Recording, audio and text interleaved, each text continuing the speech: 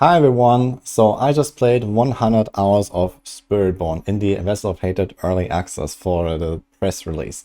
And that was a lot of fun, and I know a lot of people had a lot of questions about how do certain mechanics work on the class. I know people have been preparing their builds, they've been using our max roll planner, for example, to theory craft the class. Myself, I've been doing that for like the past 3 weeks already, just sitting here every day and making a lot of builds. You might have seen me on my streams, or you might have seen my builds channel here on my Discord, where I have been already listing a lot of different setups that I have been theorizing about. And now that we've actually got to play it, I can answer a lot of those questions that you might have for your own setups, even if you don't use my builds. So I want to go through everything in this video and talk about the skills, talk about the unique items, about all the interactions. Of course, in those 100 hours, I was standing in the training dummy room for probably dozens of them. And I tried everything that I could think of, any kind of interaction. I was looking for bugs. I was looking for, how do certain things synergize. And I will hopefully have like a, comprehensive overview of the class here. I will also have more videos about the builds and showcases of the class. I have tried a lot of different stuff. I've probably played like 15 different builds or something like that. Overall, the Spiritborn is looking really good and really fun. I had a blast with everything pretty much. And lots of variety on the class. So props to the devs for developing it. I gotta say it was super fun, especially the rogue enjoyers will love this class, I would say. Or the monk enjoyers from Diablo 3 times, for example. And I will just kind of explain everything that I know, all these weird interactions in this video, and I will have more to come very soon. Also, I want to highlight that we will have a lot of Maxwell guides coming. So you have seen this list of my builds there on the Discord. I am writing 7 Spiritborn guides for Maxwell, so most of them are nearly ready. You can expect them before launch. So throughout the weekend, we're gonna start releasing all our guides. Right now, as of the making of this video, at least there is nothing yet because the embargo has not lifted yet. So we are waiting for that. And then, as days pass now up to launch, we're gonna have more guides here. So get ready for the written guides as well. So we've been putting a lot of work into those, and you can be well prepared with those. Anyway, let's jump in here. I will not be showcasing too much in this video. I will mostly just go through everything like on the skill tree, on the items, and so on, about how everything works, so that you can also use this knowledge to like just make your own builds if you want to experiment and so on. I think we should start with the Spirit Hall. So let's go with this here. So we have the 2 choices. There is a primary and a secondary Spirit Hall. First of all, you unlock it just like any other class mechanic at level 15. And then the secondary one, you get it for free at level 30 after doing the quest. So you have to do like a little quest line and defeat like some boss and so on. Nothing really huge, but the boss was relatively tough. I actually had to go down on normal difficulty to defeat it easily. So keep that in mind. If you do the quest line, it might be kind of tough. But let's talk about how actually everything works. So one of the main Spirit Hall choices here is the Jaguar.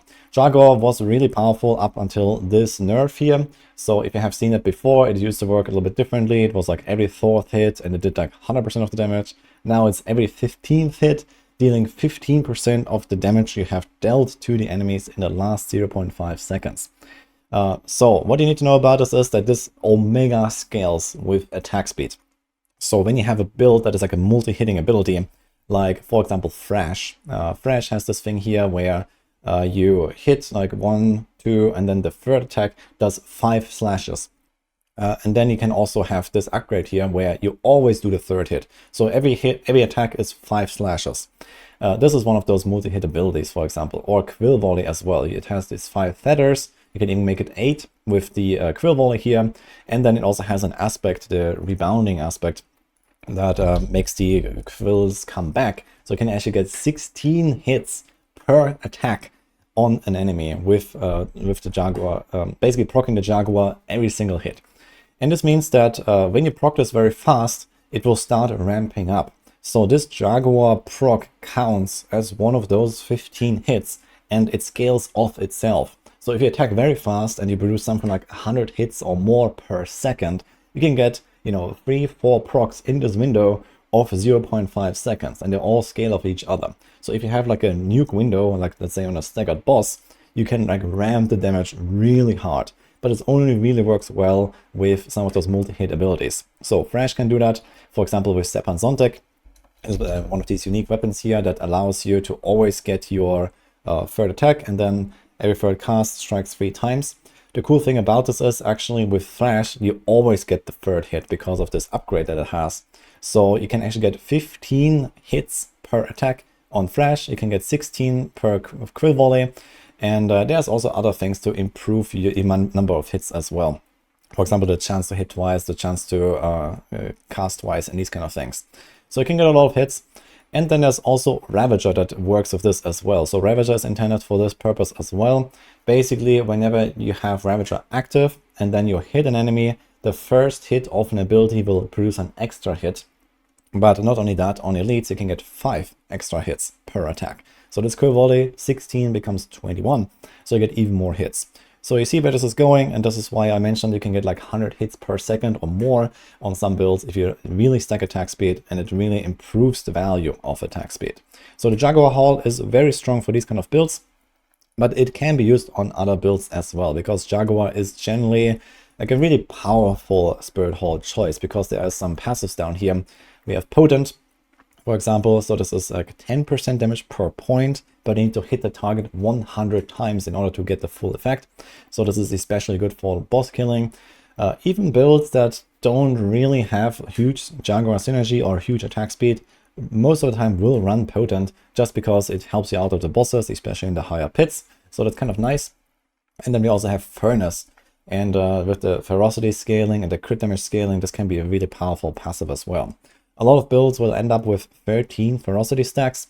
So in that case, you get something like a 18% damage buff or something like that from those 3 points here, for example, if you crit all the time, which is not bad. So this is like, 6% per point or something like that. So that's also kind of a nice to have feature here with Jaguar Hall. So yeah, this is what you need to know about it. Jaguar is very good for multi-hitting abilities and with very high attack speed. It really pops off in the late game when you have a lot of attack speed, when you have, like 3-4 attacks per second or something like that. This is really good, but it can otherwise also just be used for those Jaguar synergies, or for example, the Harmony Helm.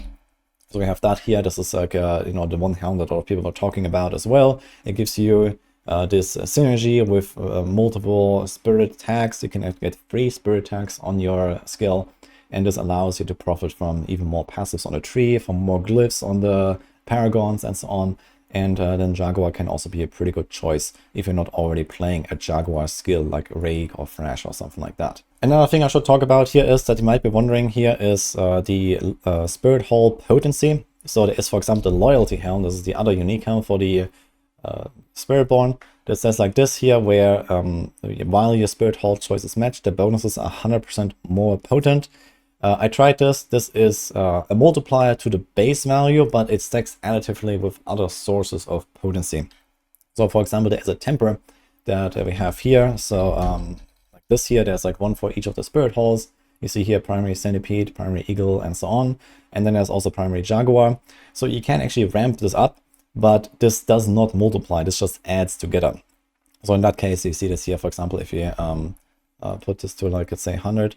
So this was previously 15% damage, and now it's 30% damage because you get 100% potency. The unique is actually not working right now in the planner, so this still shows 30. But if the unique was working, this would be 45. This would not go from 30 to 60. So it just adds to the base value, basically. So stacking this potency with the helm and with temper can be useful in some cases. But for realistically, I think this is more of like a guerrilla thing, or maybe if you play some kind of like weird support build or so with Centipede for the damage reduction. But for Jaguar, I found that you just kind of go all in on attack speed. You don't really go for like the Spirit Hall potency. And you try to rather get something like double hit, a chance to cast twice, and these kind of things. Let's talk about the other primary spirits. So Eagle. Eagle is a very good early game choice. So I tried this, especially while leveling. This kind of carries you hard, because those Storm Feathers actually scale pretty well in the early game. You don't really have much resources, and you can just try to get some evade cooldown resets in various ways. One very simple one is, for example, Thunder Spike, where you just attack 3 times, you get the evade reset, and then you can evade, and you will shoot out those Storm Feathers. They kind of like auto-target enemies, they make everything vulnerable, they do some damage. It's pretty nice, and you get a bunch of extra attack speed. So especially leveling Eagle was kind of nice, just in addition to whatever else you're doing. It gives you like an extra kind of burst cooldown for free, so to say. And as I said, you can reset it. So I really liked Wonder Spike while leveling, no matter what core skill I was using, for example, and then go Eagle. So this might seem a bit weird because you have Eagle and Eagle, but yeah, this is kind of like how that worked. There's also like a really interesting combo, which is the aspect of acceleration. So I'm not really sure why that worked so well, because it looks maybe slightly buggy. But with this aspect, you can actually get to the point where you just spam evade. It looks very funny. I will show this off another time. But if you find this aspect while leveling, you can actually kind of make a build around this and just evade around. So you just stack up this Eagle buff here. You just attack a few times with any kind of skills, and you have like 16 seconds of this stuff. And then you just evade, evade, evade, evade. You can do this like 2-3 times per second, and those feathers will just kill stuff for you. So that was kind of nice. You can probably try to make a bit of a late game build out of this, but I did not really find like a huge viable build out of this. At least not like a top tier build, I think. You can do funny stuff. I was even going up to like Torment 3 with a build around this on like a pretty scuffed setup. So I think you can break into Torment 4 with this if you really go all in on the feathers. But realistically, this is mostly just like an evade spam build around the acceleration aspect, and this is something to explore later. I did not really fully optimize this. But either way, Eagle, early game, very good. Late game, generally trash, unless you go like an all-in Storm Feathers build. Then we have Gorilla. So Gorilla is really nice because it gives you barriers, and barriers are pretty important for some builds, especially around Jack and Shell. I'm gonna go into that in a second, but just know for now, Jack and Shell is a very powerful item, and a lot of builds want to use this item. So this is a kind of a reason to go with the Gorilla Hall, because it gives you the barriers, and you also have, for example, the unyielding hits aspect. That is also really powerful. I'm gonna explain this more in a second, but just remember, this is also a very powerful aspect, and this means you want to use Gorilla skills, and the Gorilla primary hall makes everything a Gorilla skill, so it's very easy to activate. This thing only has a 3-second timer. So outside of that, you also have the fawns on this. And there is a way to play with the fawns of the Gorilla Hall, but there's a distinction here between the Gorilla Hall fawns and, for example, other fawns that come from skills, such as Rock Splitter. So Rock Splitter is kind of like the primary fawns build in the game for Spiritborn, I would say. It has this upgrade here, the accelerated Rock Splitter, that deals 100% of your fawns to enemies. And this Rock Splitter fawns actually scales with everything that buffs the skill outside of skill ranks. So it can go something like Moonrise aspect, adaptability aspect, step on zone tech. All this stuff works, even like follow through passive, for example. So all these buffs actually work for the thorns coming from the Rock Splitter. You can also go basic skill damage on your gear. That's actually how we temperate, for example, and these kind of things. While the Gorilla Hall Thorns does not do that. Gorilla Hall Thorns only works with generic damage multipliers. Even if you, for example, combine Rock Splitter and Gorilla Hall, you will not necessarily get much out of the Gorilla Hall here, because you will have all these buffs that only apply to the Rock Splitter, and then the Gorilla Hall Thorns will do like, 1/10 of what your Rock Splitter can do, for example. So it's not really like such a good option to combine the two. And instead, the Gorilla Hall Thorns is probably more of like a rake thing. So there is like a rake Thorns build you can do. And this is probably what you're going to put up on Maxwell as well. I think Lucky is writing that right now. So basically the way this works is that rake has a double hit like included with its aspect. And you can actually get 2 times the Gorilla Hall per attack. This only applies to the first hit per cast to an enemy. And in the case of Rake, with the aspect that it has, it's called the Wild Claws aspect, I think. Yeah, it says this here. So in the case of Rake, you actually get 2 casts from this. This counts as a second cast, basically, applying your Gorilla Hall the second time. And then you can stack a lot of attack speed and any kind of generic damage multipliers, and you can make a Rake Gorilla Hall Thorns build out of that. And then lastly, we have another option to play Thorns, which is Payback. So you can do also like the Bristling Vengeance aspect. This is for Payback, which says it now echoes forward and deals 80% of your damage to enemies. This works similar to the Rock Splitter Thorns. You can buff Payback with, core damage not the skill ranks, but you know, anything that applies to core skills will work for the thorns coming from it. So that is kind of nice. But overall, I felt Rock Splitter was just kind of like a way easier way to do it and a way stronger way of doing like active thorns damage. And lastly, talking about thorns, there's passive thorns stuff. So you can just like, you know, stack thorns and try to get hit or something like that. You know, like, you know, some aspects like, for example, Bristleback, where when you dodge or block, you trigger thorns against the attacker. This is similar to the Gorilla Hall thorns, just kind of like basic thorns that doesn't scale with, you know, the skill damage or anything like that. So it was not really strong. Like, monsters don't really attack you enough. Like, passive thorns is out. Forget about it, basically. Really bad. And lastly, Needle Flare is also really bad, turns out. So this Needle Flare also just applies your base thorns damage, and it doesn't actually really multiply with a lot of things. I'm not 100% sure what does not work with it, but it was extremely weak, even though you would think it's kind of OP. So that's just what you need to know. So active thorns build around Rock Splitter, very good. Payback, kind of like a fallback option, or the Gorilla Hall thorns rake stuff is what I would recommend here. And lastly, we have the Centipede primary hall. This is something I have not actually really used at all. So it just gives you like slow and damage reduction, and I found this somewhat obsolete, to be honest, because, well, if you need any kind of damage reduction, you have much better ways, and most of the time it's just kind of like, okay, you go Jaguar or Gorilla for the late game builds at least, Eagle stuff for the early game, and yeah, I did not really find a huge use for primary Centipede. You can go for like a lot of damage reduction here, but yeah, you can, you know, get like very high uptime of counter attack. You can get like 100% block and lots of block reduction. You have like barrier generation, and I felt like defensively, for example, I was just much better off with Gorilla and stacking barriers, for example, which has a bunch of other synergies. So I didn't really go for the Centipede here.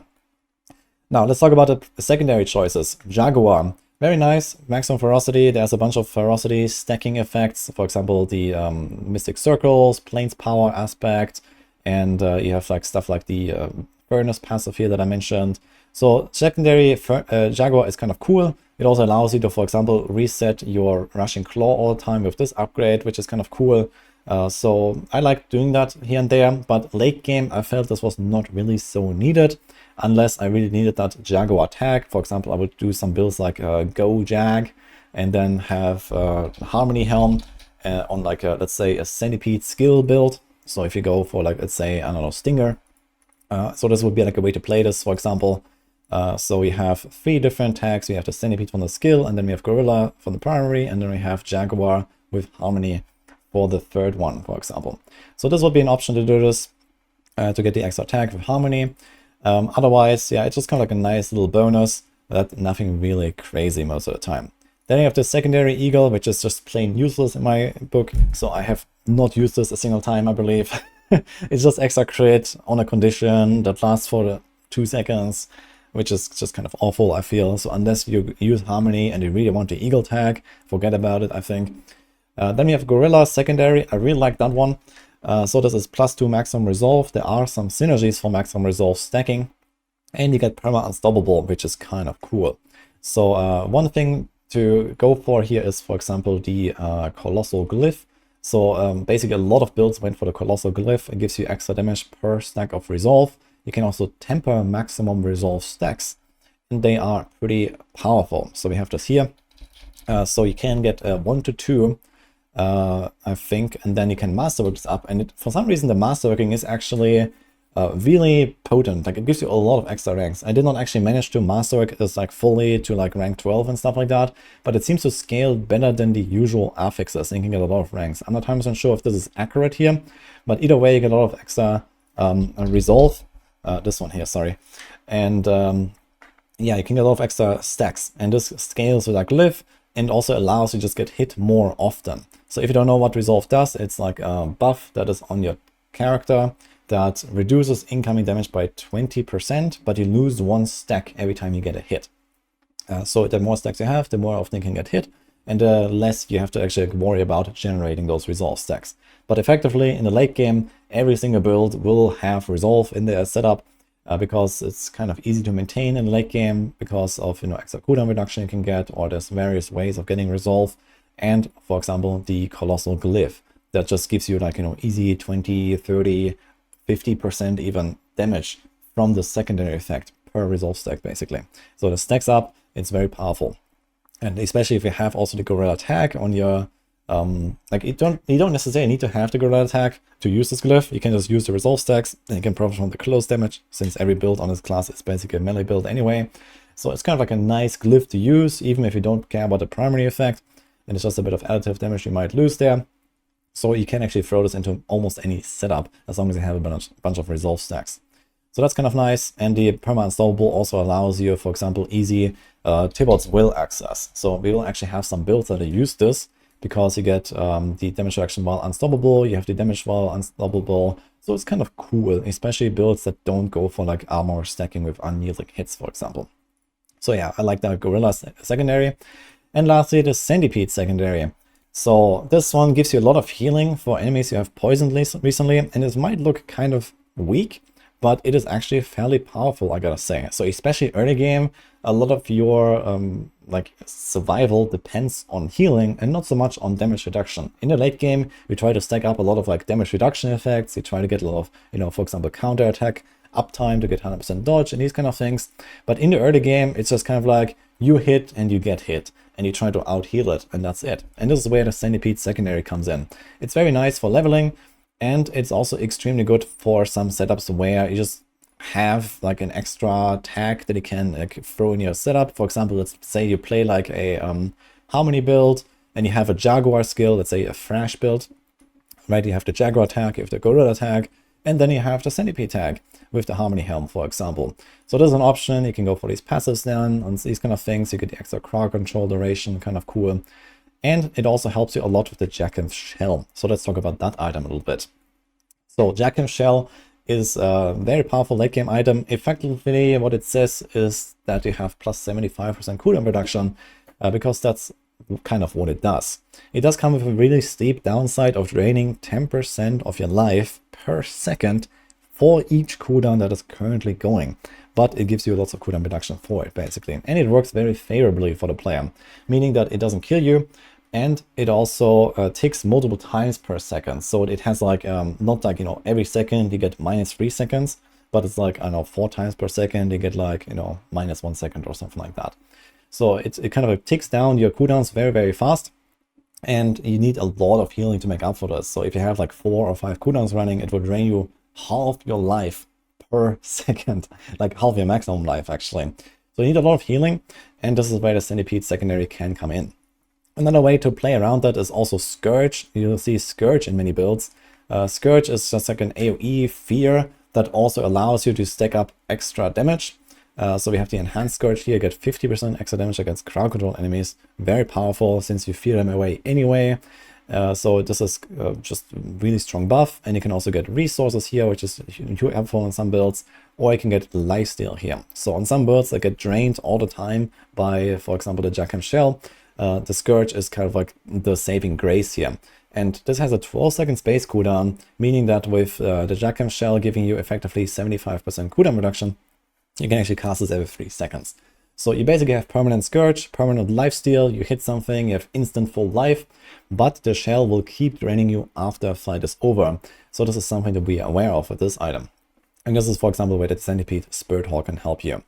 So this is just like how I played this on many builds. There is also the option to, for example, have a Touch of Death going. You can just like, when you play like a core skill build, let's say with Kepileke, sometimes I liked for comfiness to just go Touch of Death instead, and I just like cast Touch of Death 3 times at the start, and it will kind of just keep going all the time if you have, for example, Kepileke equipped. It is this item here that gives you the chance for core skills to hit twice. And this allows the Touch of Death to just kind of keep going. It just reinfects all the time. And this gives you like kind of permanent healing from the enhanced Touch of Death. So I just did it at the start of the run, and then I just went through the run, and they would constantly keep going and constantly heal me, and I would not have much trouble with the Jackin's Shell. But it happens very often that, for example, you finish the pit run, you go into the boss room, and you will have 1 HP. So you want to have a bit of barriers in the setup. So there is this one passive here, the Auspicious passive, that helps you out with this. You get up to 30% of your life as barrier. You can also temper this to get even more. This is very nice to just kind of make sure that you don't randomly get one tap from some random enemies out there that, you know, just hits you with an arrow or something like that. Or you walk into the boss room and you can actually take a hit, and then you can start healing up again with Scourge, with Centipede stuff, and so on. And this actually works really well. So you may think, oh, Jack and Shell, it seems very dangerous and so on. I don't really want to lose my life all the time. But I have to say, this item is so powerful, you really want to use this in many builds, and I did not have any trouble with it. I did not experience really, like, I was randomly getting blasted when I didn't expect it and so on. I actually rarely ever died because of this item, so it was totally fine, to be honest. There are also other ways to build barriers in the setup. So for example, you can do Gorilla Hall. This gives you the barrier, I mentioned that. There's also Concussive Stomp. I've not really used Concussive Stomp very much, but this is an option. You can also go for runes and get Earthen Bulwark sometimes. So there's various ways of doing this stuff, and Jack and Shell just kind of helps you out in various ways. So this just gives you like all of the cooldowns. So a typical build would have something like Counterattack, Scourge, Armored Hide. So I have like all these cooldowns here on the bar like this, and you just kind of like press them all the time. Like every few seconds you can just spam whatever you want, kind of. And then you can like have like a Soar if you want, and then usually go Hunter, and then you have like, you know, 4 or 5 cooldowns running here all the time, and you're kind of chilling. So this is like, you know, what the typical skill bar could look like, for example, for an endgame build with the Jack and Shell. We can also talk about some of the other items. So you may wonder, okay, so what about these mythics? So we have the Tyrio's Might, and we have the new Shroud of False Death, which is also really powerful. Yeah, they are pretty good items, but I have actually not really found too much use for any of those two. Now, they are good, you know, they can make builds around them, but I found the Jack and Shell was just so universally powerful because it allows you to press all of your cooldowns all the time. So for speed farming, for leveling, and, you know, like doing pit runs, doing life intentions, whatever, it just made everything so smooth. You just have to like figure out the life gain a little bit to negate the drain, but other than that, it was really good. If you want to be more on a tanky side and like figure out your resistances way easier, yeah, Tyrio's Might makes you very tanky, of course, but you will just have way less uses of all of your skills. And for example, you will not have something like permanent counter attack. With Jack and Shell, it's very easy to just have permanent 100% dodge chance, for example, from counter attack.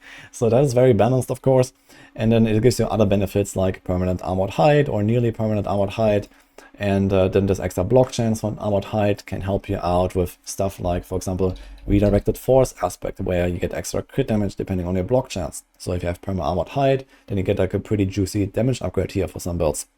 And there's like other benefits like that that are just really potent with the Jack and Shell. And likewise for the helms, Harmony is very powerful. They have nerfed it a bit from 50 to 30, but it's still like one of the best helms you can play on this class.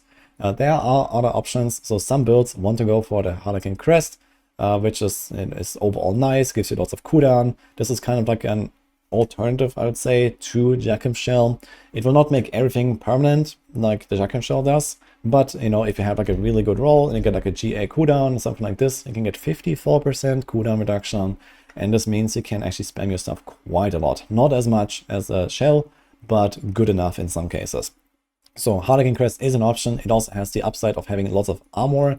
So especially armor stacking builds around unyielding hits will like this item. And then it also opens up your chest slot to, for example, go for a Shroud or for just a normal chest and stack even more armor or something like that.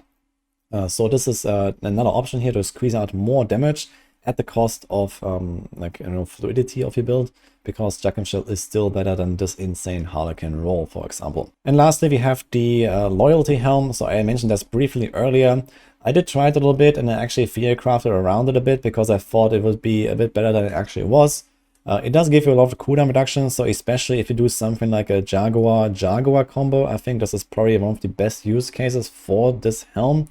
Where you get like lots of cooldown reduction for very important skills like Ravager, Hunter, and then potentially Rushing Claw or Counter Attack.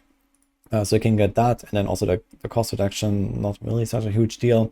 And then get the 100% more bonus here. So especially if you stack a lot of ferocity around, let's say, the plane's power aspect, this can be an option here. So you have like, you know, more damage per ferocity stack. So you get an extra stack here, for example, and you get other benefits like, for example, the passives on a tree.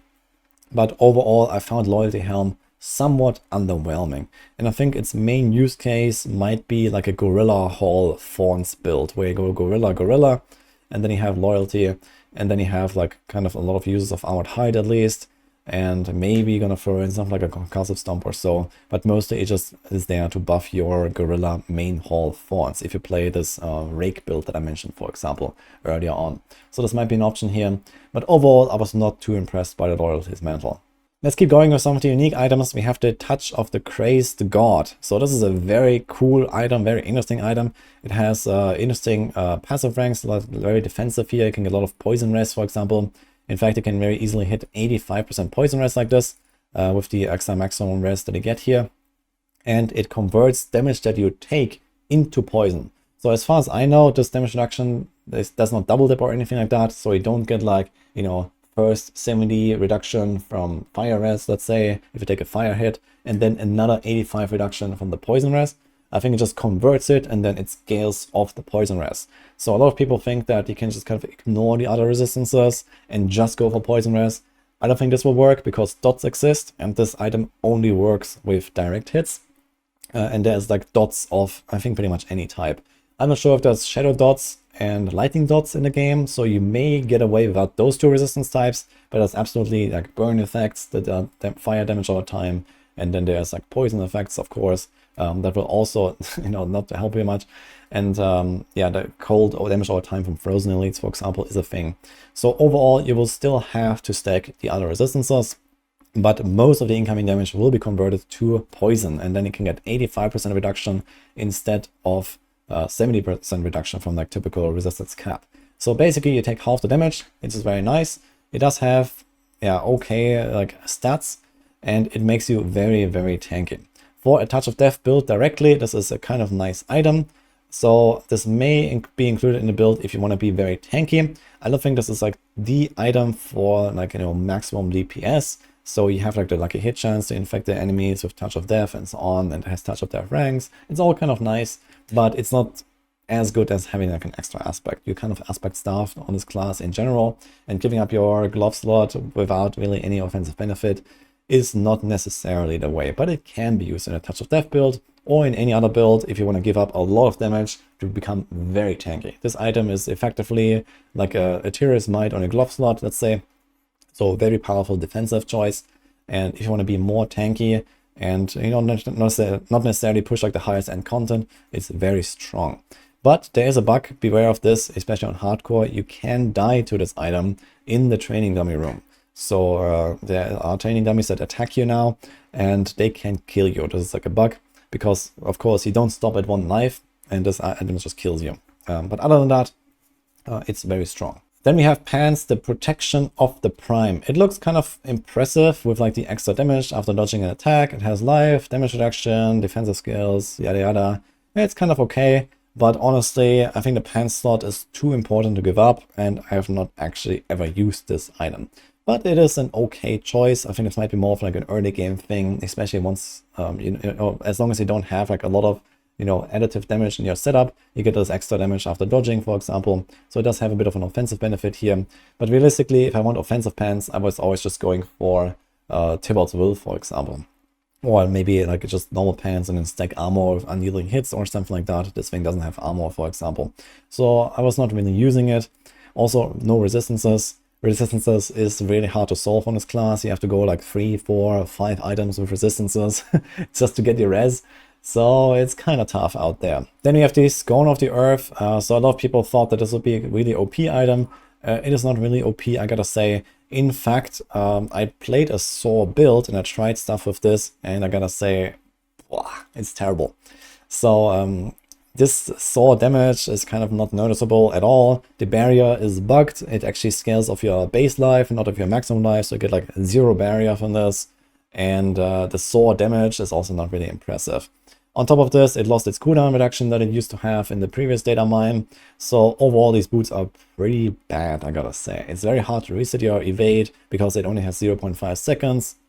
And actually, the way to play a Saw build that I found is to just not use those boots and instead use Soar on your bar. So it goes like this here. So you have Soar, and you put this here, and then you play around the spirit feathers. So there's the aspect of recalling feathers. It's this one, where every time you cast a focus skill, you spawn feathers, and then when the feathers are present, you pull them in, and you just try to like soar on top of an enemy, and then pull in the feathers. And there's the other aspect where your soar will cast your vortex. So we have this here.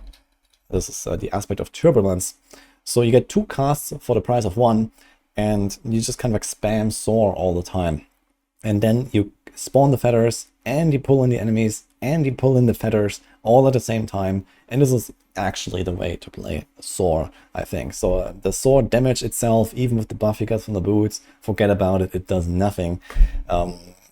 Maybe you can do something like a Torment 2 or Torment 3 build if you really try. But realistically, it's a spirit feather thing, and you play around that. And you can also like permanently reset your cooldown very easily. There's like a spirit feather cooldown reduction mod here. It is called the Empowered Feathers aspect. So it's this one. Whenever you pick up a storm feather, your mobility cooldowns are reduced by 0.5. So you spawn 10 feathers, you get -5 seconds on your soar, and then the rest is done by, for example, Jackam's Shell. And like this, you can actually like spam soar, ding, ding, ding, ding, ding all the time. And this is how you actually play soar. So I would say forget about the boots if you wanted to make a soar build around those. Pretty terrible. Then we have the weapons. So this is kind of big topic. Let's start with the Rod of Kapileke. This is an extremely good item for the class. A lot of builds will run this item. It has incredible stats and a really powerful effect. And it combos extremely well with one of the rings, the Midnight Sun. So you might have seen some of those setups already, but the idea behind this is that you spend all of your resources and gain all of your resources back every single attack with the combo of Rod of Kapileke. When you reach maximum vigor, you spend everything, you get a guaranteed crit. It's very, very large. It gives you like larger size. So basically it's like the same as having 100% extra size temper. This also applies to Payback, by the way, which doesn't have a size temper, but it is larger. And it also applies to Quill Volley, which doesn't have a size temper, but it gives you 2 extra quills. So we go from 8 to 10, which is also pretty good. Helps a lot of the Jaguar Spirit Hall stuff, for example. And in this case, with the Midnight Sun Ring and a good roll, you get 50% of the vigor back that you spent in the last 2 seconds. Now, here's a note about this. This only works once and then it resets. So what this means is that you cast a skill, then you get a buff on your bar that says you have spent 100 resources. And then you get a crit, and then this buff will be consumed to give you 50% of what you have spent. So this means that if you want to get full resources on every attack, you have to have a 50% roll on the Midnight Sun, and then you need to have plus 100% resource generation. And then this 50 becomes 100, and you get your entire resource bar up and down on every single attack. So this is the main combo here around Rod of Kapileke. It is also just a very powerful item on its own. So if you find this early on, you will equip this basically. It is so good because it just allows you to omega spam everything. But as soon as you get the Midnight Sun combo online, where you actually get this crit effect here, you really pop off. So this is kind of the secret to success for a lot of the core skill builds. Quill Volley, for example, or Crushing Hand. Like a lot of these builds I played exactly like that. Midnight Sun, plus 100% resource generation, and then Rod of Kapileke. And stacking resource generation can be done in various ways. So one main ingredient here is the Ravager. This has 30%. Then you have 15% from Vigorous. So you get already pretty high. And you also have to remember that resource generation actually multiplies with each other.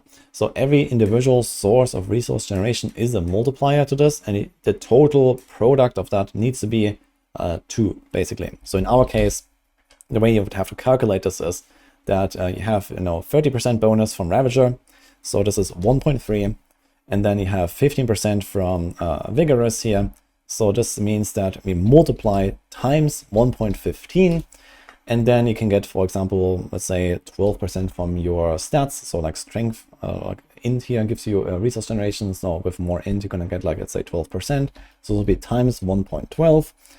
And then you just need a little bit more. So usually it's like a ring temper. You can get like a ring temper for 18%.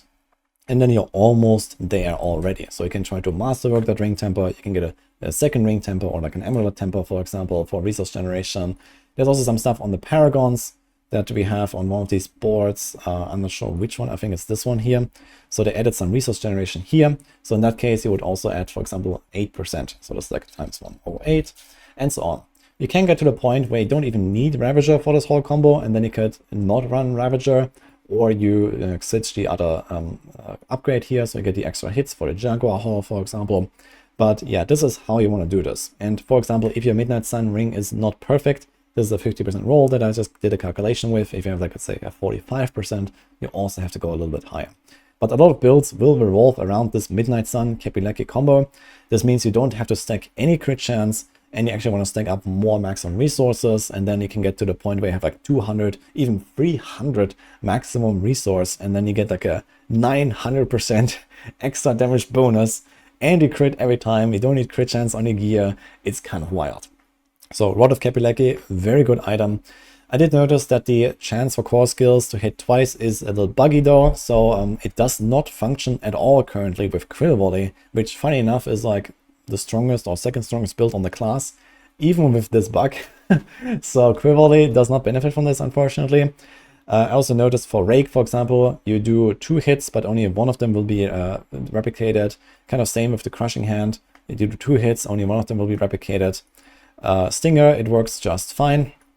And then also Payback, it did not actually work with the chance to cast twice. But either way, all of these builds actually want to go for Kapilecki. That's just how good the item is. And you do this combo with Midnight Sun. And also there's the Touch of Death combo. So you can make Touch of Death into a core skill, and then you can also use Kapilecki, and this actually works very favorably. So the way this works is that you have these Touch of Death swarms that come out of the enemy, and those swarms just keep hitting for a little bit of damage, and they can proc a full new Touch of Death, and they can actually just go infinite. So you can just apply a Touch of Death to a target, and then just AFK, technically, and you can get infinite procs, because they just kind of keep procking all the time. As long as, you know, you don't get very unlucky and they just hit 10 times and never proc the chance to cast twice, you will actually just get like infinite swarms going over and over and over. And this also works for example, Insatiable Aspect that makes these swarms pop. So you have this aspect here where they just replace each other and they explode. This is actually probably the strongest build for the Spiritborn, or maybe in the game entirely. The Touch of Death build around Insatiable is extremely potent. So you're gonna see that very soon. I've been writing on that guide. So yeah, overall, Rod of Kapilecki, very good, very fun to play with as well. As soon as you get it, you equip it. I was even using like a 500 item power Kapilecki over like a 700 normal weapon. That's how good that weapon is, basically, because it just like solves everything, and then late game you have this combo. And not only that, in fact, for some builds you're gonna see of mine, I was also using Banished Lord's Talisman with that. Because Banished Lord's Talisman, when you spend 275 resources, you get a guaranteed overpower, and then you get this extra buff here. And then you can go for Fortify and this overpower, and then you can get guaranteed crit, guaranteed overpower, every single hit. It's kind of wild. So that goes kind of crazy, and it was a lot of fun to play. So I played Payback like that, for example, because it has this insane like extra resource scaling. I also did something like that with Quill Volley, for example, and so on. So that was really cool stuff. Lastly, another thing about the Rod of Kapilecki is that everything is now also basic skills and free to cast. So as you may expect, this also makes Payback and have no cooldown. It actually says 0 cooldown here. So this is kind of the secret to make a Payback build. Payback without this is kind of whatever. I did not really find a huge use for it. Maybe in the very early game, if you want to have like an extra damage skill on your bar that you can cast for free sometimes. That's kind of nice. But realistically, Payback needs Kapilecki to be a real build. And also, it does not generate anything. So it just makes them free to cast. It does not generate anything. So this is important to know. Like the other like basic attacks, they all have like, you know, generate vigor, and so on. Your core skills do not do that. So you have to get resource generation from other ways. For example, from velocity. So you just passively regenerate it, or you put like vigor per second on your gear, or, you know, something like that. There's also a glyph, for example, the spirit glyph. No, the other crit glyph, fitness, that gives you, for example, vigor when you crit. So there are ways to generate resources with your core skills until you reach full, and then you get the Kapilecki effect. but the only real option here is the Midnight Sun, I guess, to do like the full combo later on, where you get like crits every single time. And this is extremely powerful. But you can use other stuff like, you know, adaptability, for example. You can use Moonrise. So these aspects, they all work together with Kapileke. So when you have Kapileke, then usually go for these aspects, and they're like really powerful multipliers. They give you like the extra attack speed, damage, whatever. You can also then use, for example, basic skill damage on your tempers. So this is really nice. So TLDR, farm Duriel and Andariel, get Kapileke, and enjoy. Now let's talk about the Zepan Zontic, which also drops from the same bosses, by the way. So this is the basic attack item. I talked about this briefly earlier. This is used for especially the Rock Splitter Thorns build and also for the Thrash build.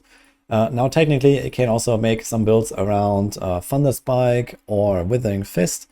That kind of works. Thunder Spike is just going to be kind of the same build as Thrash, just a bit scuffed and weaker. And then Withering Fist I don't think is really going to be a thing. Because the pattern of Zepan Zontic is kind of bad for Withering Fist as well. You can't really shotgun with it like you can do with the other skills. So with Thrash, you get like all of these attacks like next to each other, and with some extra Thrash size, you can actually overlap them all on your main target. So you get 15 hits, I explained this earlier. Thunder Spike also gets like a triple attack that spreads out in a cone, so that's pretty nice, and you get like a triple hit. And then Rock Splitter also very easily overlaps. But Withering Fist just doesn't really work with this, to be honest. I'd say forget about it. But all these others do have a use case for Zepan Zontic. And then you get this third hit here all the time. So in the case of Thrash, you just always get it, and it's kind of nice. I tried with follow through to see if like this third cast actually counts like every single hit of this. I think it doesn't, but it was kind of hard to test since the numbers are way smaller now. So either way, it wouldn't really change your gearing. But yeah, you get like all of these effects here all the time. So for Rock Splitter, you always get the Thorns. And here for Thunder Spike, you always get the evade cooldown reset and so on. So it's kind of cool about it. And there are some basic builds around it. Otherwise, there's not really too much to say here, I think. Now, let's talk about the unique rings. So I did talk a lot about the Midnight Sun. This is a very powerful, very important ring. But we do have some more. So there's the Band of First Breath, which I can't say I have ever used, to be honest. It seems kind of weak. You gain Armored Hide's passive effect, which is kind of not what you care about with Armored Hide. You care about the active effect because it fills up your entire resolve, and it gives you the 100% block chance, and it gives you Unstoppable. So this is why you want Armored Hide, not for the passive effect, really. And the stats on it are also not really impressive, I gotta say. So kind of whatever this ring, maybe early game is kind of cool because it gives you the extra resources. So, you know, in like while leveling, for example, you can get resolve from some ways like Rock Splitter or Armored Hide, and then you can, you know, cast evade, you get resources. Yeah, it's kind of nice, but late game, you don't care about this at all, I gotta say. Then we have the Midday Hunt. So this is plus 50% maximum vigor. You may think this kind of works well with Rod of Kapileke, and that is true, but I did not really use it at all. I guess it would be an option if you really want to stack maximum resource, for example, for payback or for something like trying to get a Banished Lord's Talisman combo online without really sacrificing a lot of other stuff, because it is kind of hard to reach 275 maximum resources without really investing in your gear in other ways. So this could be an option. But again, the stats are not really impressive, and the effect, like just this, is also not crazy. But it is also kind of like a decent early game item, I think. If you get it, it's kind of cool. It also allows you to deal triple the poison DPS, at least for short fights. So if you play like a poison build that is not based on Noxious Resonance to like instantly pop your poisons all the time, then this ring could be good, but I've actually not played such a build. All poison builds I played were actually based on Noxious Resonance, but I guess it would enable such like pure poison builds to be a bit more powerful. Then we have the Peacemongers. I really like that ring. I've been using this a little bit. It gives you just like vigor generation, and also gives you easy permanent resolve cap, basically, especially if you have something like the secondary Jaguar Hall here. So I like this item. Also more of an early game thing. Late game, I did not really care about it because Jack and Shell plus Armored Hide just solves your resolve, for example. And then also like Midnight Sun, for example, solves your resources. But again, if you find this early on, it's kind of nice. I like that. So, you know, leveling, early torments and so on. Peacemonger was pretty good for many builds. And then we have the Writhing Moon. That's a yikes, I gotta say. So what you need to know about Raging Moon is Stinger plays with Pestilent Swarms. These are like these little like flying like bees that circle around. There are some aspects for this, and Stinger is kind of like the main way to play with them. Now I did try Writhing Moon, and I gotta say this item is a trap because it spawns the swarms on you, and this means you get less hits on the enemy. If you Stinger on the enemy, you start the swarm spawns inside the enemy, and then it gets like easily 3, most of the time 4 hits, in bigger targets even 5 or so. But if they spawn on you, they will just start circling around you and then they spiral out with some of the aspects. And most of the time you only get 1 hit, maybe 2 hits on an enemy. So this actually reduces your damage. And especially if Pestilent Storms are a huge part of your damage, like they are in a Stinger build, then Raging Moon is actually a downside. So this item probably needs a redesign. And right now, I would not recommend to use this under any circumstance.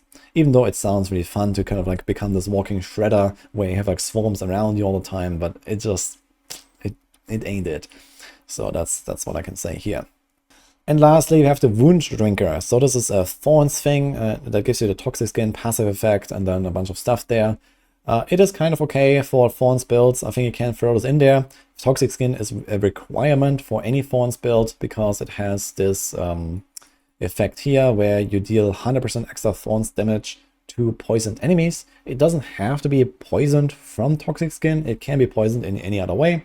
So if you really want, you can do like a Touch of Death that I explained, for example, with the Jacket combo to get healing from this, or the Scourge, again, kind of to get healing, get that extra damage. You can spam Scourge. So you don't need Toxic Skin on your bar. So it is kind of nice to go Wound Drinker, have the Thorns, and then it gets a bit of damage reduction, it gives you extra Toxic Skin ranks, so if they hit you, they get poisoned for longer, and then you get this effect. You still have to invest those 3 points here, but you can have an extra skill on your bar, so that's the main advantage.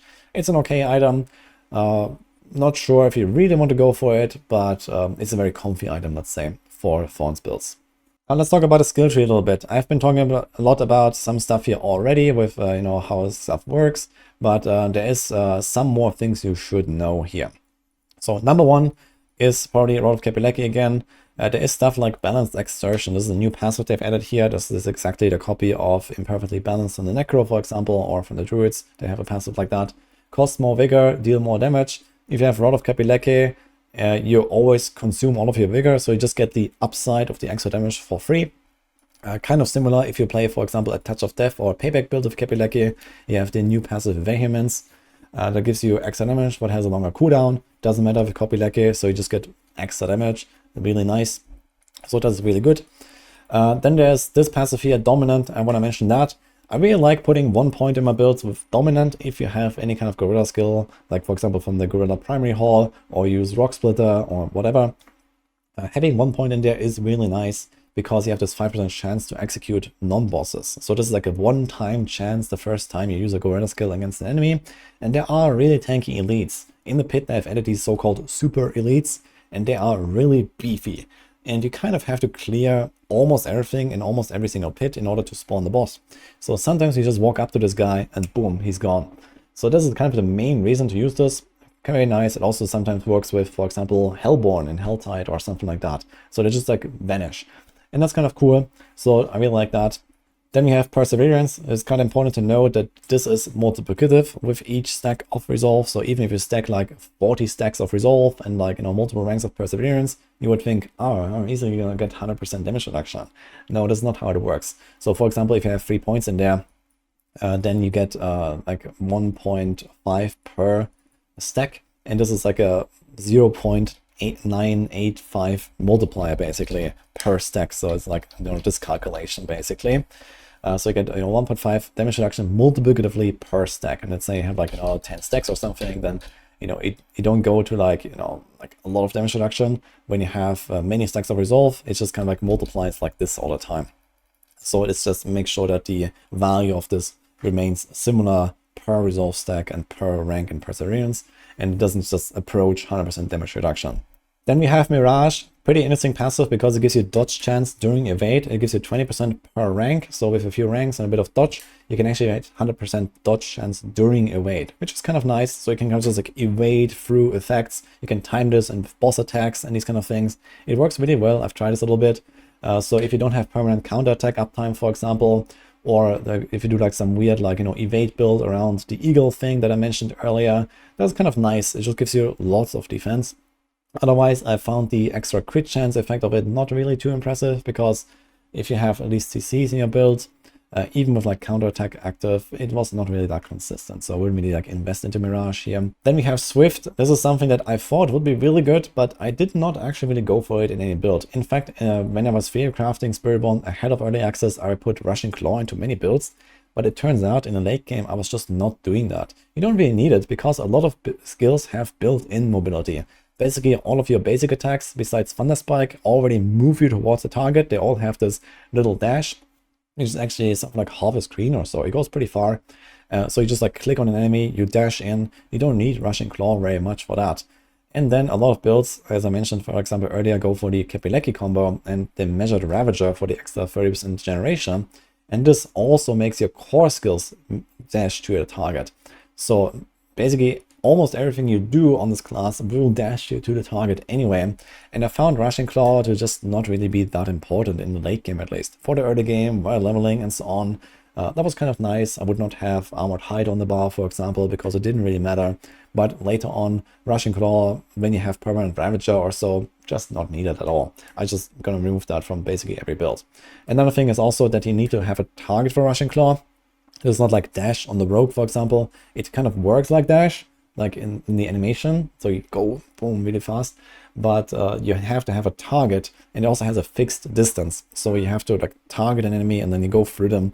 And yeah, it is not really that smooth, basically. And it kind of does the same thing that all of your other skills already do.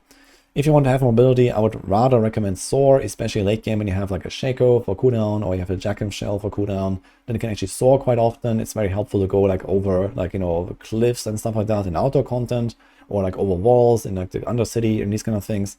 But yeah, even Soar I didn't even need. Most of the time I just didn't have any mobility skill at all, and it was just Ravager, and that was it. I should talk about counterattack a little bit. So I mentioned this earlier a little bit with Jackham Shell. Counterattack is really overpowered when you have Jackham Shell, because it gives you effectively 100% dodge all the time. I'm pretty sure that's going to get nerfed very soon, but for now this is how it works. It says on the active, dodge all direct attacks for 3 seconds per cast up to 6 seconds. So I originally thought that there would be a kind of forced gap in between, where like a split second at least you will be like vulnerable. But it turns out you can just keep it running eternally, and you can only stack up to 6 seconds basically. So you can press it twice, and then you can wait 3 seconds, you can press it again, you can wait 3 seconds, press it again, and it will make sure you will just never run out of this 100% dodge chance. Pretty overpowered for now. I guess use it while it lasts, and then we'll see what happens here. I also want to talk about Scourge real quick. I mentioned that a lot of builds want to run this just for the extra damage, or for the healing, or both. In some cases, even for the resources here. So if you have a build where you don't actually have any generator, you can use Scourge to generate, for example. And especially with lots of cooldown, you kind of just get tons of resources from this all the time as a backup, for example. So very nice. And you don't really want to fear everything away all the time. So one thing I actually did very often was, I would do something like, cast a core skill, and then I would do Vortex. So the Vortex rune here is actually very powerful for a lot of builds on the class, because you fear them away with Scourge and then you pull them in immediately and kaboom. And this also has some extra benefits, like some skills have not really like a huge AoE, like Rake without Kapileki, for example, or like Quill Volley. You really want to stand close and shotgun into the pack. It's very nice for something like Quill Volley to pull them in with Vortex, and does that automatically. So I really like doing that.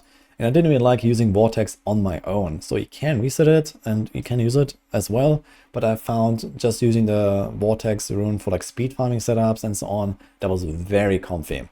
And if, for example, there is like other shotgunning effects with Stinger and the Pestilence Swarms that come out of that, or, like have an easy time with Payback and so on. So overall, that was a really cool combo, and I did that a lot. So I would have like a setup where, for example, I would maybe do like core, Decrepify. So Decrepify is something I use quite often because it's cheap, costs only 100 offering, so you get that very often. And then I would do like, for example, other class skill, like this one. So every time you cast a Decrepify, you get this, and then after 2 Decrepifies, you cast a Vortex, and would get this like every second or every 2 seconds I would get a Vortex. Another cool thing about this is Adaptive Stances also triggers when you cast the Vortex from that combo. So you can kind of like spam your main ability all the time, and if that's not an Eagle skill, then you will also trigger this Adaptive Stances buff. So you don't actually have to necessarily press your other buttons in order to get this effect while getting the Vortex, which was another nice addition here. Let's talk about some of the other skills down here. There's also like some more obscure things like Razor Wings. You may have seen like a clip of mine from like August when I was in Seattle to play the Spiritborn. That has changed a little bit. I found Razor Wings to be very weak. So there's like kind of like the one main ability on the class that I did not really make a good build with, that I felt like really like nice to play, I gotta say. So I think Razor Wings will need a bit of updating in the future. Right now you can play it and it kind of works. There are some synergies like that where you can like spam it and you get the charges back all the time. So that's kind of nice. And then there's like this deflection aspect here where the Razor Wings, they kind of come back and they fly out again, like, you know, boomerang, and they go back. But it was kind of weak, I feel. It doesn't have like single target damage. Yeah, as I mentioned, you can make a build around it. It feels kind of funny, but I think it's just kind of like needs more work from the devs, I think, at some point to really make up for those nerfs. There's also the spiral thing. I tried the spiral thing, which sounds cool, but when you have the deflection aspect, at least, they get not spiraled out again, but they just like fly off in one direction and they don't spiral anymore when they come back. So that was kind of eh. So overall, all of the core skills work. They're all really good, I think. Most of the basic attacks work with Zeppan Sonntag, for example. You have fun stuff around Rock Splitter and so on. And then you have, you know, some obscure stuff like Sword that kind of works, and Payback very good. But Razor Wings, yeah, was not really impressive. And also Rushing Claw does have a bit of potential here to be like a bit of a build, but I didn't find it very enjoyable, and I think also not very strong. And lastly, Touch of Death here, very powerful.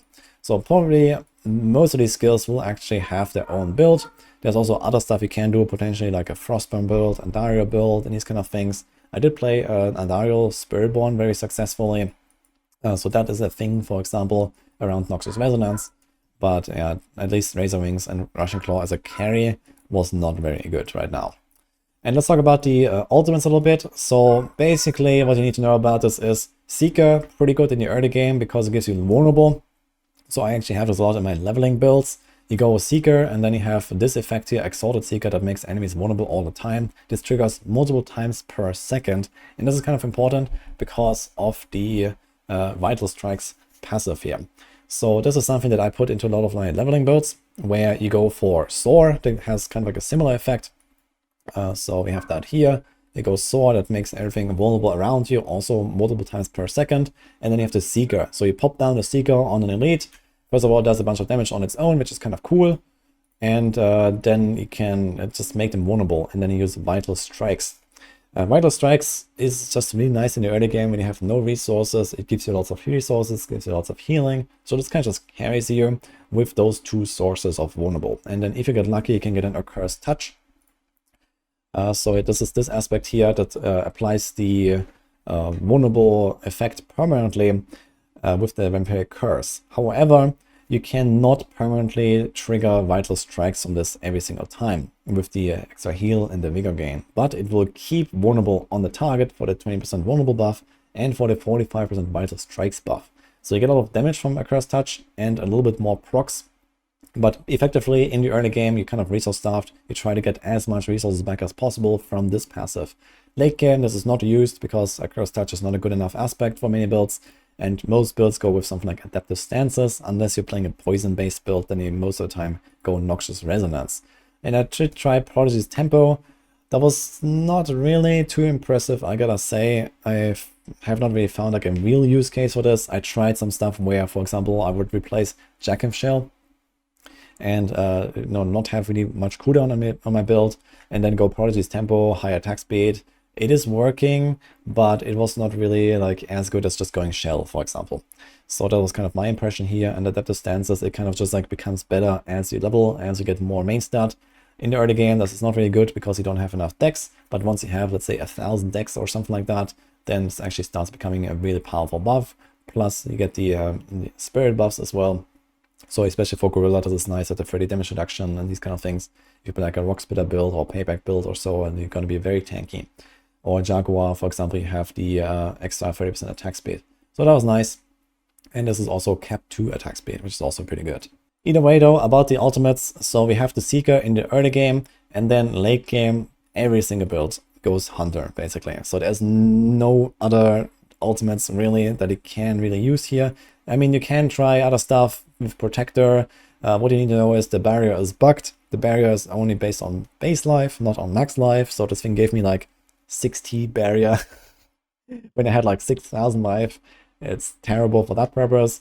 And then late game, this thing also just doesn't do damage. It's kind of like an early game thing, maybe where it smashes elites. It looks cool, sure, but that's really about it.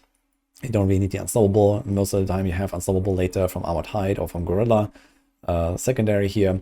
So Protector really weak and Hunter really strong because first of all, it gives you lots of hits that may proc your Potent, for example, on the bosses. It can kind of like ramp it up. Even when you don't play a Jaguar build, you can get it there.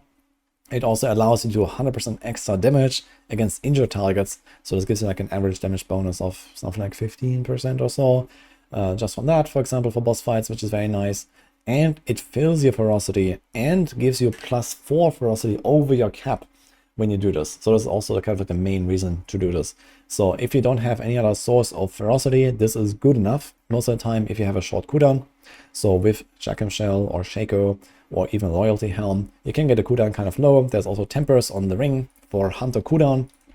So this is like a pretty powerful thing. This works for the other ultimates as well. They all have this temper. But for Hunter, you can get a very short cooldown there. You can also get the resets here from the Exalted Hunter. And you just have very frequent uses. And it also kind of teleports you around. So if you have like low cooldown, this is like kind of your mobility skill. It's like every 3 seconds, every 5 seconds, or sometimes even again, even faster than that. I would use the Hunter to jump, over a wall into the next pack. It already starts applying like some damage and some debuffs, and everything is vulnerable, and I get ferocity. It's just really good. So I did not play a single build in the late game that did not use the Hunter. That's how good it is. It is frankly kind of overpowered, I guess, compared to the other ults, because they're kind of too niche. Like Seeker late game just doesn't do enough damage. Vulnerable is whatever, you get it easily, and this also doesn't really help you much. Protector just straight up bugged. And then there's the Devourer, my favorite skill of the entire class, I gotta say. It looks so cool, and in the early game, like leveling up, very nice, especially if you temper a little bit of Devourer cooldown. You can get a permanent Devourer, which is really cool. But realistically, late game, this doesn't help you at all. So the thing is that, for example, a Stinger build that goes with Pestilent Swarms usually goes Noxious Resonance, which means that you will not actually kill enemies by poisoning them, but you will kill them from the Noxious Resonance explosions, which means you don't get the Pestilent Swarm spawns. So in the early game, this helps you a little bit with just the Devourer doing lots of damage on its own, but it falls off later as well, and I have not really found like a strong use for it later, I gotta say. Hunter is just so good. So this is what it is. And let's talk about the passives here in the ultimate cluster. There's a lot of really good stuff. So especially with lots of cooldown reduction and Hunter uses later, Resolution can be kind of nice for like a big burst against elites. You jump in, you get 15% extra damage. So if I have leftover points, I like taking those. Then there is Spiritual Attunement, very powerful, especially for the Kapileki builds. But even on non-Kapileki builds, I would use this sometimes to have more maximum vigor, because there are some effects that give you maximum vigor restoration. For example, the sapping Paragon node here. So just for that, it's kind of nice to have more maximum vigor. If you have leftover points, I would put those as well. And then there's Supremacy. So every time you have an ultimate on your bar, you're gonna have Supremacy in your build, basically. This is 10% damage per stack, effectively. And then it also gives you even more after that when the ultimate ends. And then you get 15 stacks, so I have 45% damage. It's kind of strong. There's a few other like smaller passes here. You can get some healing, you can get some Unstoppable, and then you can get Intricacy. I did try to play around Intricacy on some builds, but I found it to be kind of clunky, because the main problem is you always have to time this. Like, for example, if you want to get your Armored Hide cooldown back, you have to press Armored Hide, then press your ultimate. And then you always have to do exactly that combo every single time you want to use your ultimate, or every single time you want to use your Armored Hide, for example. I also tried something like, for example, a cooldown-based Touch of Death build that doesn't go for Kapileki and the core skill stuff, but for example for this thing here. And that was also just kind of clunky. I didn't like it at all, even when I went for like Prodigy's Tempo, for example, or something like that. It just didn't feel great. So this is kind of like a backup option for the early game, I would say, to get some of your defensive cooldowns a bit more often, or something like counterattack, for example. So that is kind of nice.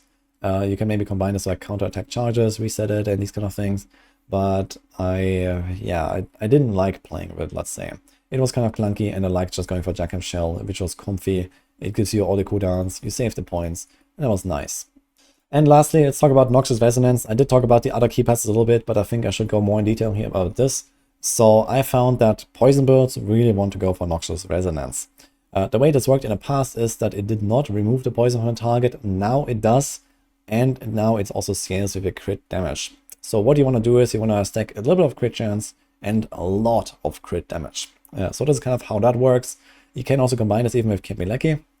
So for example, on Touch of Death, that's an option. Touch of Death is kind of like an in-between build where you do poison explosions from resonance, but you also do the direct explosions from the insatiable aspect with, you know, like just replacing your swarms all the time and then go kaboom.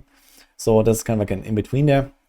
But for example, for Stinger, it's mostly a poison-based build, and you stack a lot of this extra crit damage here, and then you just get these explosions all the time. It's very powerful and has a lot of late-game scaling especially. So on the higher end, once you have a lot of crit damage from the Tempers, from your Master working, and then there's also a bunch of glyphs that give you extra crit damage, it's very strong.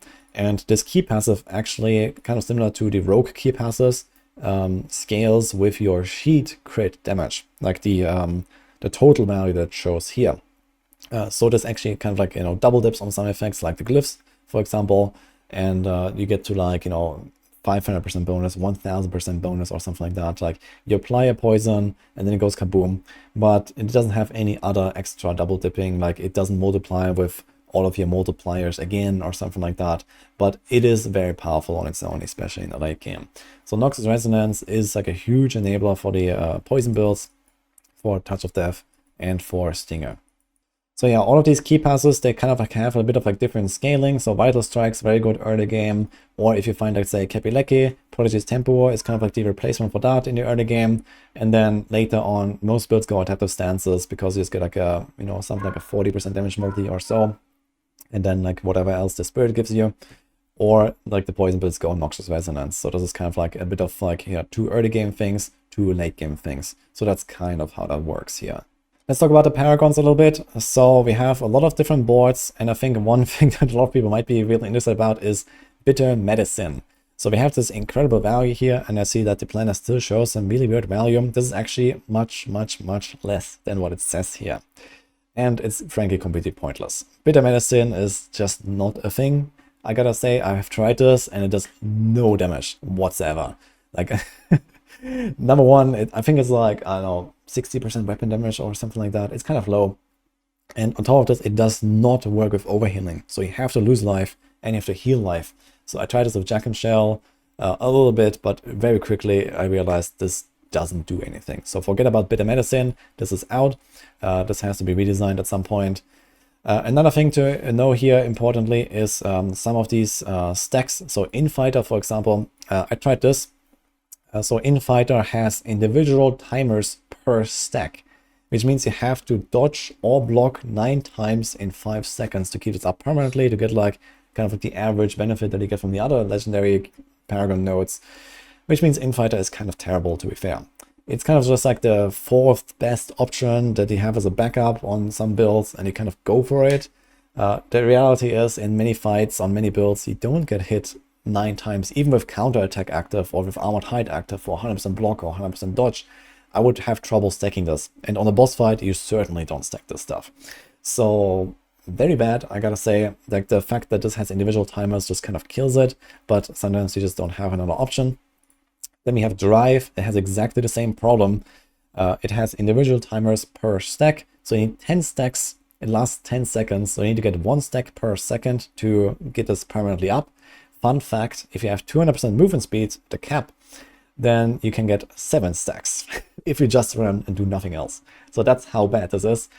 Yeah, Drive, not impressive, I gotta say. Not impressive at all. But again, kind of like the backup option. The board itself is kind of nice. It does have cool stuff here like life and damage reduction and crit and movement and life here and so on. So I just used it also as like an extra option here for extra damage because I just didn't have much else.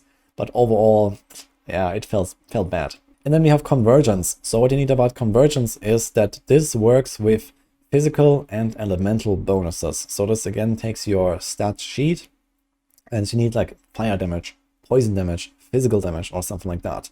Now the problem with that is those do not exist on any items. You can't roll this on gear, you can't temper this on gear. So the only real way is to get a glyph. So there's the Bane glyph for poison, there's the Wildfire glyph for fire, and then there is the Fallen glyph here for lightning. So if you play a fire, lightning, or poison build, you can use one of those glyphs and then stack up one of these damage types. You only need one, and you only need to hit 150% to get a full bonus of convergence, to get this 30% bonus. So this is very nice and easy to get on some builds, and basically unusable on other builds, because there is no glyph that gives you physical damage. So physical builds are kind of left out here, and you would think, hey, I got non-physical here, and it's kind of easy to stack, and that's not true. It does not work with non-physical, even though non-physical adds all of these types to your like to your stat sheet, for example. So when you have non-physical, this actually in your stat sheet says 20 fire, 20 cold, 20 lightning, and so on, but it does not work for convergence. You need to have an individual type, especially from the glyphs, to make this work. So physical builds just can't do it unless you give up a glyph and just randomly go for a Wildfire glyph or something like that. That is an option, I guess, if you don't have any other legendary node and not really any other good glyph. So it's kind of scuffed right now. I think number one, we need like an extra physical glyph at some point, or maybe some damage temper. If you could at least temper, let's say like 100% physical or 100% elemental or something like that, that would be cool. But right now this doesn't really exist, and you can get it from like some obscure items, like a Frostburn or something like that. So you could make a build around Frostburn, for example. It has fire and cold, and I think that should work. But yeah, this non-physical stuff unfortunately doesn't. I'm not sure if they're gonna get addressed at some point. It's kind of backwards because these nodes are literally right here next to convergence, but this is how it works. Other than that, there's not really too much to say about the other legendary nodes, so they all kind of like work as you expect. So Revealing was kind of nice, Spiny Skin for Thorns, Viscous Shield, very good for anything that has a lot of barrier, especially with like Gorillas, Bird Hall, so this has a bit of a bonus there. If you go Auspicious, you can get barriers there, you can get even Concussive Stomp in there for some barriers, so there's multiple ways of getting this. It also makes Temerity a bit more attractive. For example, Temerity has become a really strong item with some of the bug fixes they have introduced now. So there's some stuff like that, but yeah, Bitter Medicine, useless, Drive feels bad, Infighter feels bad, and the others are kind of good here. And then for the glyphs, yeah, basically everything kind of works. There were some that I just never used, like Innate, for example. This yeah, gives you like damage reduction, gives you excellence for incarnate skills, buffs you a Ravager, I guess, but that's pretty much about it. So it's kind of whatever. And then we have yeah, like some of the glyphs here that didn't work. So Revenge, the secondary, didn't work at all for like Thorns on Rocksplitter, for example. It only worked for like passive Thorns, I think. I think that is getting fixed though at some point. And then we also had the Hubris glyph here. This also did not work at all, I believe. So I think this is also getting addressed as far as I know, but something to be aware of at least. So there was like some wonky stuff with the thorns here, but outside of that, I didn't really find too much like not really working as expected or so. One thing I should mention, a lot of people were probably theory crafting about Mystic Circles. Mystic Circles are heavily nerfed. I'm going to go over that in a second with the aspects as well. Mystic Circle is still a thing, I would say, especially for Thorns builds, because they don't have many ways of buffing their damage otherwise. So you go for the Plains Power and Mystic Circle potency and so on. But it's mostly a very uncomfortable, more like push option, I would say. And for like farming builds, the Mystic Circles just feel too clunky, if you ask me. So I'm kind of glad about this. I didn't like the Mystic Circles like ever, and playing with them, it was kind of like uncomfortable in most cases, even if you try to like move them with you with the Sky Power aspect and these kind of things. So yeah, Ritual is a good way of getting Mystic Circle potency. It just gives you more damage from the Plains Power, it gives you more barrier from the Forest Power, and so on. So that is really strong, and mostly like a high-end push option for some builds though. And now finally, let's talk about some of these aspects. So since we're on the topic of Mystic Circles, let's just look for those. There's 4 Mystic Circle aspects. What do you need to know here? This Lucky Hit Chance, I believe, stacks additively with the different aspects. So if you have multiple of them, the one thing you always want to go for if you go Mystic Circles is Plains Power. This is the offensive one. that gives you extra damage per stack of ferocity. So I just mentioned this, for example, for Thorns builds. We don't have many good damage buffs in the mix, so this is what you go for. But for example, Kapileki builds don't really do this, or even other builds might go for other aspects. There's redirected force, that's very powerful. There's the crit block combo, or there's unyielding hits for the armor, weapon damage combo, and a bunch of stuff like that you go for most of the time. That is not Mystic Circle stuff, but for Thorns in particular, you don't have many options, so you go for this. And then there's the Forest Power as well. So this gives you the armor and barrier buff, very powerful. And this barrier ticks actually twice per second. So you're kind of invincible when you stand in those Forest Power circles. And especially if you have Mystic Circle potency, they have a really big barrier. So this is really nice for pushing and for like high-end stuff here. But for farming and progressing, it didn't feel great. And then there's the Sky Power that allows you to put this on the boots. And then every time you evade, the Mystic Circle will spawn where you evaded to, basically. It doesn't make the Mystic Circle mobile, like it moves around you or something like that. It will stay behind, and then you evade, and it will spawn where you are after you finished your evade. And there can also only be one Mystic Circle at a time, and this means that there's a 10 seconds cooldown to proc it. So realistically, if you don't have Sky Power and you're progressing to the next pack, you will leave behind the circle and you have to wait for the cooldown, and then you can proc it again. So this is why Sky Power is actually relevant here. You need to kind of have this in the build, put this on the boots, and then you can use the Sky Power to move the circles around. But it feels uncomfortable because you always have to like evade into the pack first and then do some stuff. So yeah, it's not that cool. And then the Soil Power, I can't say I ever used it. It seems pretty weak, and there's way better utility powers. So forget about that one, I think. Now let's talk about unyielding hits. So this one is a huge damage increase for a lot of builds. So you can do armor stacking setups. And what you need to know about this is actually weapon damage, meaning this is the same as having a better weapon or like a bigger weapon. So the average damage of like a weapon here is, for example, on the quarterstaff is 534. And if you get, for example, 45% of 1000 armor, then you have 450 extra weapon damage. So you have roughly twice as large of a weapon. This is how that works. And if you have more armor, you get more of this. And there are some builds that will stack like 5000 armor, maybe more than 8000 armor or something like that. And if you get like 5000 armor and half of that becomes weapon damage, well, suddenly you do like quintuple the damage or something like that. So armor stacking builds are very much a thing.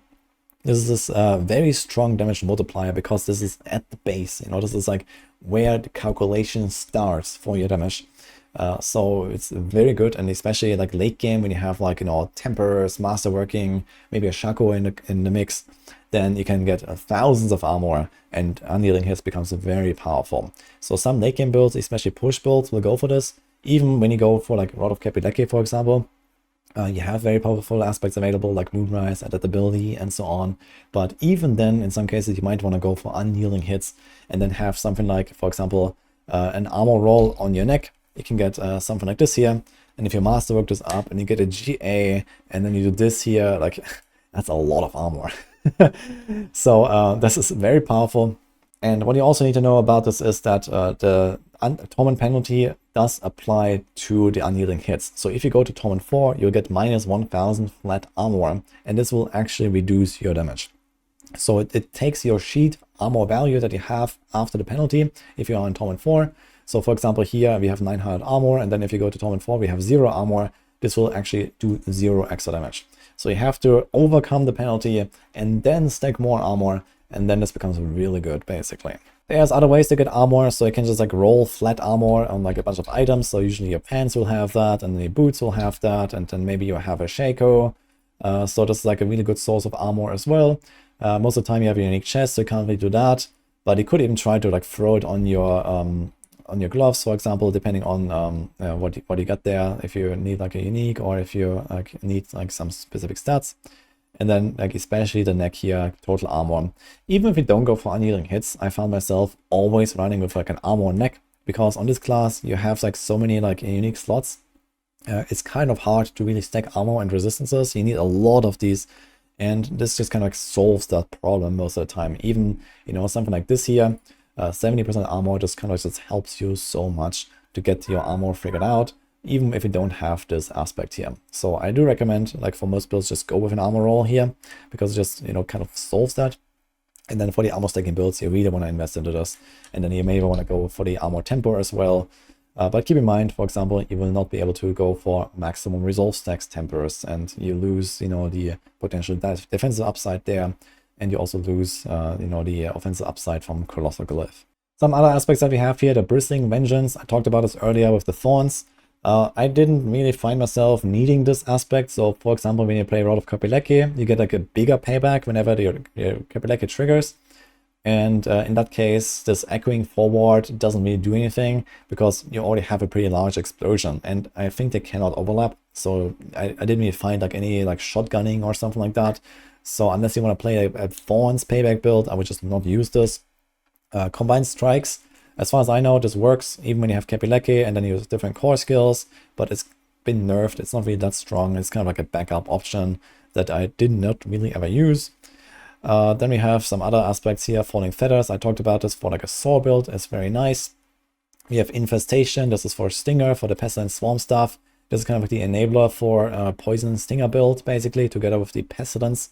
Both of these here are the Pestilence Swarms aspects that you're going to go for such a Stinger build. So that was really fun, because you always like hit Stinger and then you get like these swarms and they spiral out, and it feels kind of cool.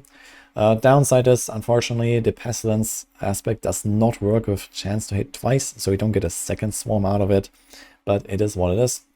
So you just kind of like go for it, and maybe don't necessarily go for example, the chance to hit twice temper. There's like other tempers on the weapons they can go for that just give you like plain damage. There's like some passive ranks you can temper as weapons, for example. So on Stinger build, that's the thing.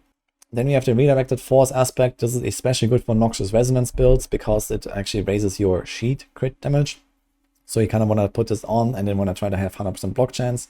You can technically have more than 100% block chance, but your sheet is capped at 100%. So you can't get more than that out of Redirected Force. But it is a very powerful bonus. On a regular slot, it's 70% and doubled to 140% extra crit damage. So for Kopileki builds, for example, if you have an extra slot, you can throw this in there. Very strong. Or even for Noxious Resonance builds as well.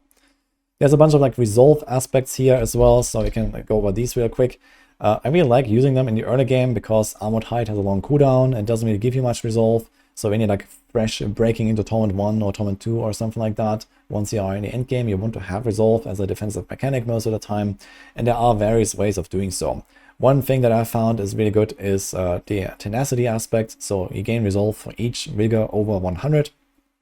So it's very easy to generate lots of resolve stacks if you generate a lot of resolve, or if you stack a lot of like resource generation. I mean, and also this works when you are at not full resources, when you have more than 100 maximum vigor. So for example, if you go for like the passive spiritual attunement on the tree, or you have, you know, some other form of like extra maximum resource, even if you're not full resource, you will suddenly get this tenacity proc very easily. So that's kind of cool. There's also this block chance per resolve stack. So this is kind of like an easy way to get 100% block early on if you have Redirected Force, for example. So there's some synergy there. There's also like, for example, here you get resolve stacks when you cast Rushing Claw, which is kind of cool with kinetic suppression. So that's nice. And then there's also the potent exchange for potency skills. So if you have a lot of resolve generation, you can go for that. But for example, for Touch of Death, I did not really go for this aspect here.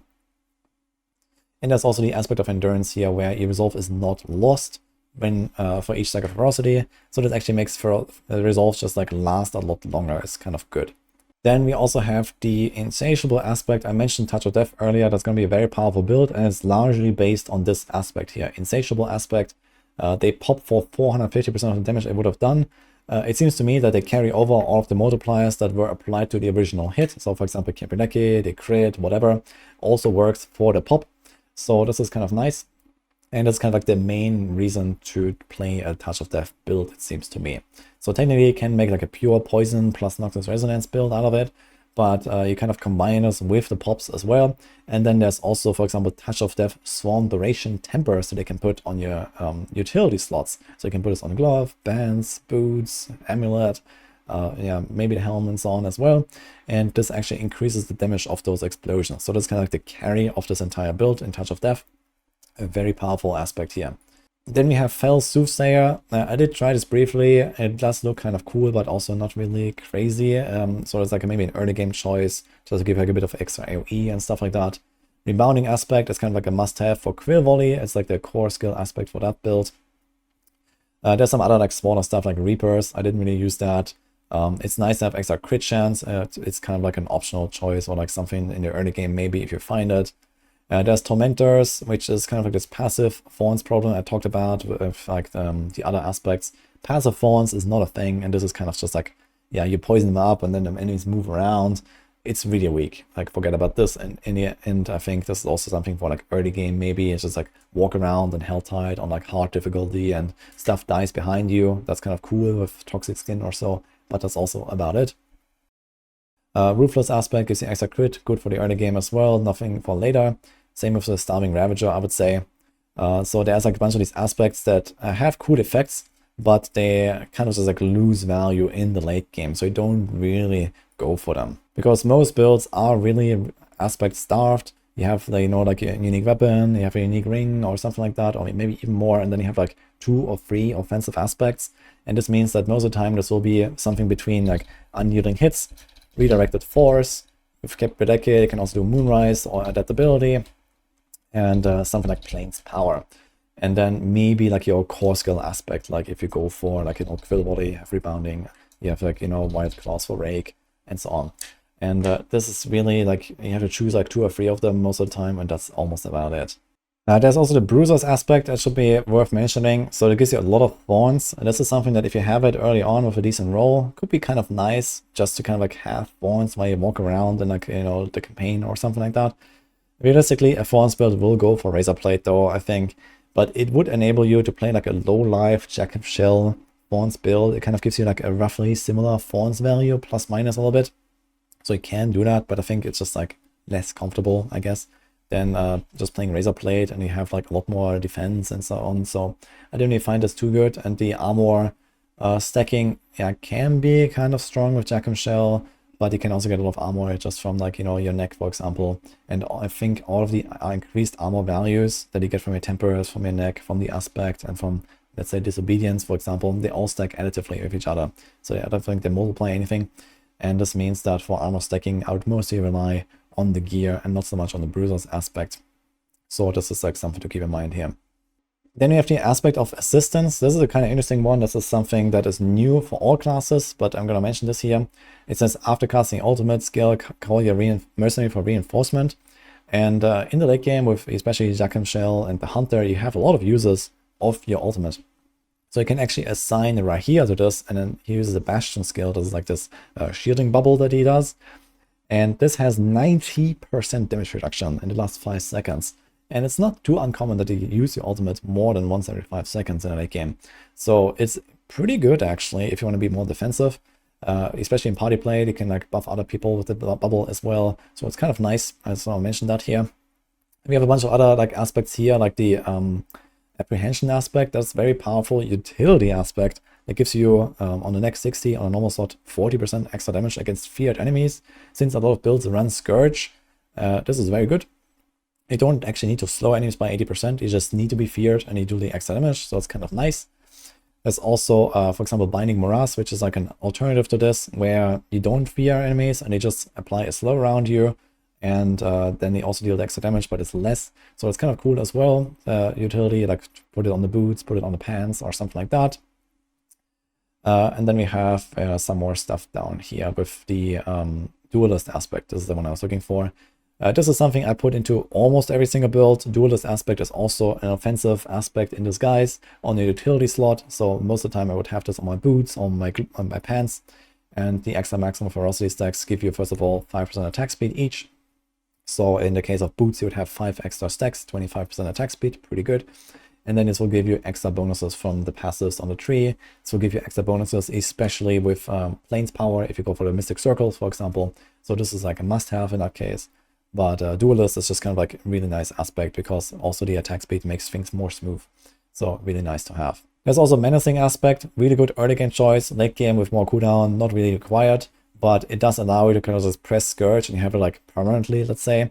and then you always fear stuff, you always get a damage bonus, you always get a healing on, and so on. So it's kind of cool. You just kind of like walk around, but on the other hand, you also fear stuff away all the time. So you want to have a vortex in there, or you want to have like a, you know, good ranged damage ability, for example, or something like that, which the class doesn't have much of. And then there's acceleration. I mentioned that. That's kind of like worth looking out for especially early game for leveling. You can make like an evade build with the storm feathers from the eagle hall. And this is pretty much about it. Aspect of haste here also. This is actually unlockable from dungeons. This is something I put into many of my leveling builds. You go to the dungeon early on, you put this on your boots. It works very favorably. You can like stutter step with this and get the movement speed buff, and then keep stutter stepping, and you actually keep the buff. Very nice aspect. You get lots of speed here early on. So this is really cool. And yeah, this is pretty much all of the aspects here that are worth mentioning. There's a lot more that you can use in many builds, but I kind of want to go through the main ones here that I should be looking out for. Lastly, I want to talk about the tempers a little bit. So this is like the final topic for this video now, finally, after a long recording. But let's talk about the tempers. So there's a lot of like different like damage tempers that you see here: centipede damage, potency, and focus. This is all like typical additive damage tempers. So most of the time you just kind of go for whatever applies to your build with the highest value. For Noxious Resonance builds, that will always be crit. For many like Capileki builds, that will be like basic, or for example for like Rock Splitter Thorns, you can do basic. That has a really high value. There's also stuff like Pestilence Swarm damage, but yeah, this might not be necessarily better than like something like Centipede or the crit, for example, because Noxious Resonance. One thing that is of note here is Storm Feather potency, and the same thing applies with Mystic Circle potency. So these are actually multipliers to those effects. And there's not many sources of this. So there's like a glyph for each of these, and then there's this temper. So you can actually make your Storm Feathers much more powerful. So the Thor build that I mentioned, or like this weird evade build with the Eagle Spirit Hall, for example, will really want Storm Feather potency as much as possible. And then the same goes for Mystic Circle stuff. So if you stack like Forest Power and Plains Power, you can get a lot of extra damage here from Mystic Circle potency. But these numbers are severely lower than they used to be in the previous data mine. So keep that in mind, this stuff is kind of nerfed and much more in line with other stuff now. On the defensive side, I really liked Auspicious, maybe like one temper or so, just to get a bunch of extra ranks, which is kind of cool with Jackham Shell. So I like that, but it's not really the optimal choice, but it makes it much more comfy. Then we have a Rock Splitter block chance bonus. I really like this for like early game stuff, because Rock Splitter is just like a really good early game basic attack to get resources and get block chance. It enables, like, for example, extra crit scaling with redirected force very early. Every time you block with the Rock Splitter buff active, you get extra resources. So it's kind of like, is a good resource engine. That's kind of nice. And there's Armored Height active duration. You can throw this in there if you want to get like a bit better uptime. Personally, I didn't really go for that. There's Patient Guard. If you want to really stack a lot of block damage reduction, you may actually be able to get to 100% block damage reduction with a lot of Patient Guard ranks. Which is kind of funny, but you also need to kind of get to 100% block chance then. There's some other like healing stuff. I didn't really go for that. I don't think this is good. And then there's these resolve things here. So Armored Height Resolve Generation Rate. This is just the passive effect, which is not really powerful, but it speeds it up a little bit. There is a combo you can do with Armored Height Resolve Generation Rate and Resolve Generated. So what Resolve Generated does is that every time you would get any resolve, you actually get that much more. So especially early game, this is a really powerful choice. For example, you can combine this with Rock Splitter, you can combine this with Armored Height, the passive thing. It's just like one tempo of this. You get like, you know, +3 or +4 or something every time you would get one. Or if you combine this with one of the aspects. So this is kind of nice to just get a good resolve economy going early game, until later you just kind of don't care about this because you press Armored Height every few seconds with, you know, Shield, for example. Then we have maximum resolve stacks. So this, yeah, somehow works very weirdly with Masterworking. So this is very good, especially with Colossal Glyph. So this is why you want to have this. And it also stacks up extra defense from Perseverance. So this is very good. So most builds will go for maximum resolve stacks in late game, unless they go for unyielding hits armor stacking. In that case, it would go for percent armor most of the time. And there's a bunch of utility tempers. So all these size tempers, that's kind of similar to other size tempers. They cap out at 100%. So usually go for like 2 of them for your main skill. There's Touch of Death Storm duration, very strong for the insatiable aspect. And then we have also stuff like Ravager on kill duration extension. That's kind of nice. I really like this in the early game as well. So you can throw this in there. Just gives you like basically very easy permanent Ravager. And there's barrier generation. This works actually for most barriers that I've tried. So auspicious, it works. I think it also works for Gorilla, Spirit Hall, so it's kind of nice. I'm not sure if it extends the maximum barrier though, but I think it does as well. So that was also a kind of nice tool here. There's a bunch of CC stuff here. So the Worldly Fortune, you can throw this in some builds if you want CCs, but it was not really necessary most of the time. And then we have a bunch of the mobility tempers here. So Rushing Claw charges is kind of interesting because Rushing Claw recharges all of its charges when it comes off cooldown. So if you have like 10 charges and it has a 20 seconds cooldown, you just charge 10 times, and then after 20 seconds, boom, you get all charges back instead of only 4, which is kind of cool. But late game, I felt this was not really needed. And then you have a bunch of resource tempers. So what I found very good here is especially the Hunter temper. So Hunter cooldown reduction. This is a 29% here with just like 12 out of 12 masterworking. This can go to, I think, 44. That's a lot of cooldown reduction. This works the same for the other alts. But very good here. There's also counter attack charges. That's kind of cool. There's also other stuff like charges to like razor wings and stuff. But yeah, this is relatively niche. But some of these resource tempers are actually really good. Or the resource generation, especially the Kemperlecke builds with Midnight Sun, really want resource generation here. Alright, and that's also it for this video. So I just tried to do like a big info dump here with everything I know. There's more details that I did not really go into now, but the video is long enough, and of course I will also have more highlights and more details in the individual build guides. So as you write them here from Maxroll, or as I pump out some of those video guides, as I mentioned, I'm doing a lot of guides right now that I'm working on. So get ready for a bunch of builds. It's going to be very fun to explore all the stuff. And there's probably more stuff you'll discover as the Spiritborn comes out. Of course, I was not able to do like every single thing under all circumstances now. I just try to get as much done as possible and try out, like, you know, my experiences with, you know, those aspects, those builds, and, you know, stuff that I found from mechanics testing. And this is what I have to share here for now. So I hope you enjoyed this. I wish you good luck with the Spiritborn, especially if you're cooking your own builds. Otherwise, get ready for a lot of builds come out very soon. And I had a blast of the class, so there's going to be a really cool, like, you know, time of exploration, I guess, when it comes out on Tuesday. I'm very excited for that. So let's see what will happen. There's going to be wild builds for sure. So that's it. Hope you liked it, and see you guys next time.